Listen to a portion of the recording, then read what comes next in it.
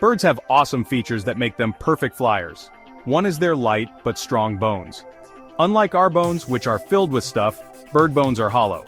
This makes them super light, but still strong. But it's not just bones that make birds strong flyers. They have super strong chest muscles for flapping their wings. These muscles are attached to a big bone in their chest called the keel. When a bird flaps, these muscles tighten and relax, pulling the wings down and then up. The down flap is the power stroke, pushing the bird forward. The up flap gets the wings ready to flap down again.